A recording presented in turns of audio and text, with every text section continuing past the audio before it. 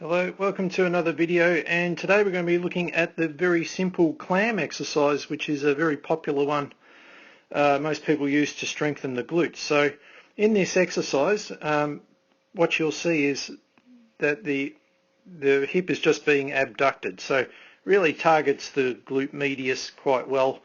However, it has a few problems if you don't assess the hip correctly. So in the case of this exercise, if you have just gone straight to strengthening because someone said you've got weak glutes, and this is usually a go-to exercise with most trainers, therapists, because it can at times target quite well. However, if you haven't assessed the hips correctly and you have a dominating TFL muscles, which is on the outside of the hip there, on one of your main hip flexors, what can end up happening is you'll end up tightening up all this outer hip at the expense of the glutes. So the very exercise you're using to strengthen the glutes will actually backfire on you, and you'll actually teach your body to ignore using the glutes in this action and rely solely on the TFL to do so. Now, we often will see poor technique with this as well. So this is where rocking and rolling forward,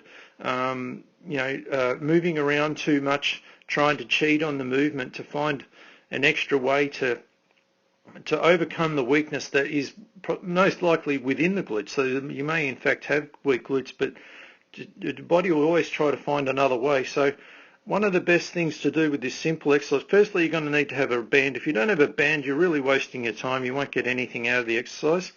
To avoid the rocking and rolling, and I'll show you from a different angle in a second, but one of the ways that I overcome this is I teach people to push hard into the floor with their arm, activate their core, and tell them it's almost like they're lying against a brick wall, so they can't have that rocking backward and forward action, and they have to solely rely on the hip. So they're basically going to lock up all this area so only the hip can abduct itself.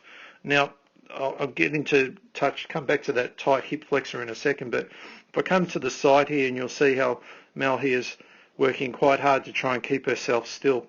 And you'll see that only the hip should move. There should be no additional or extra movement through the upper body or the lumbar spine especially. You don't want to see any rocking forward and backward on that. So it really targets the leg well. Now, the problem, like we spoke about before, is if I have gone straight to this and not addressed any stiffness or lack of mobility in the hip region, all I'm really going to be hitting is that area, not really the glutes themselves.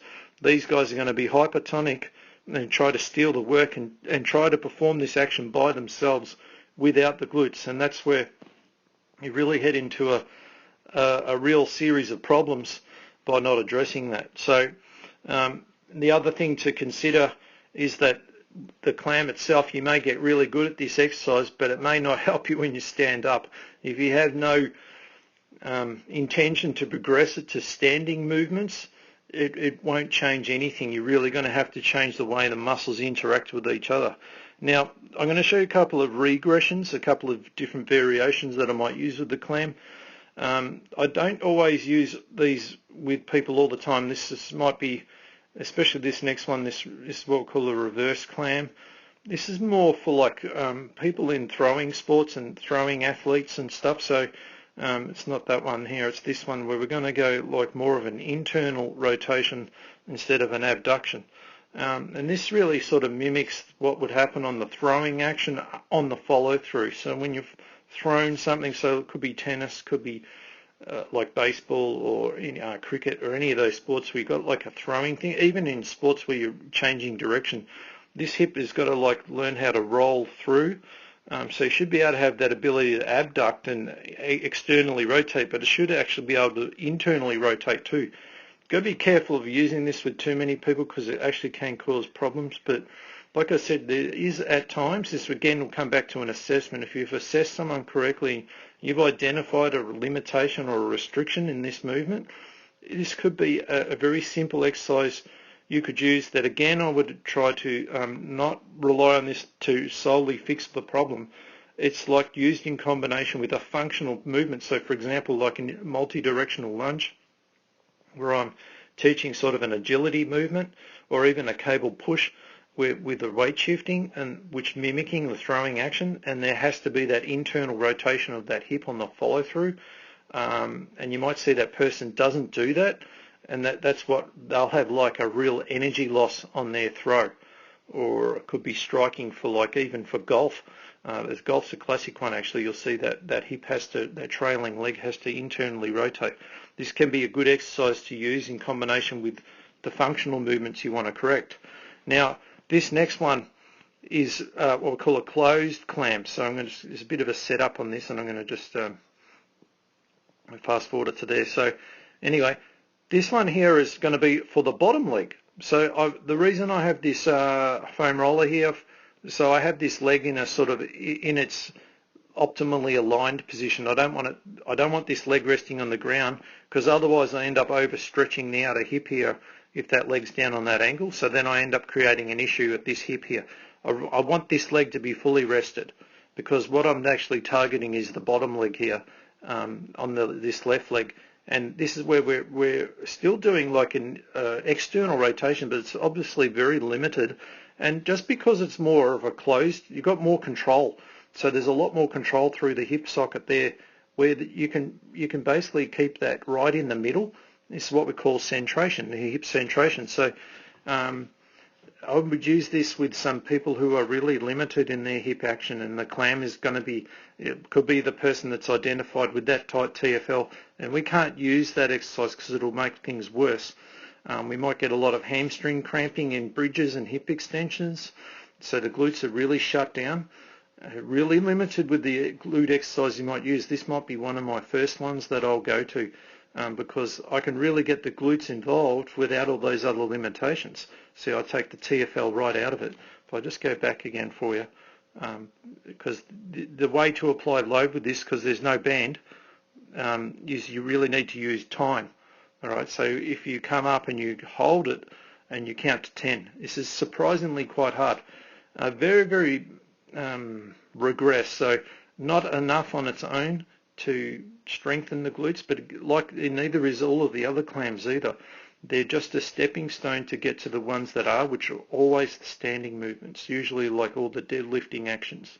Anything that's in that forward bending movement, really going to load the glutes very effectively, and all the single leg stance ones in particular. All right, but this is closed clam one, very useful for people with severe hip problems, and we can't use the other glute exercises because there's so much compensation around it that makes them ineffective. So this is a stepping stone to getting to those, and they're a stepping stone to getting to the functional ones.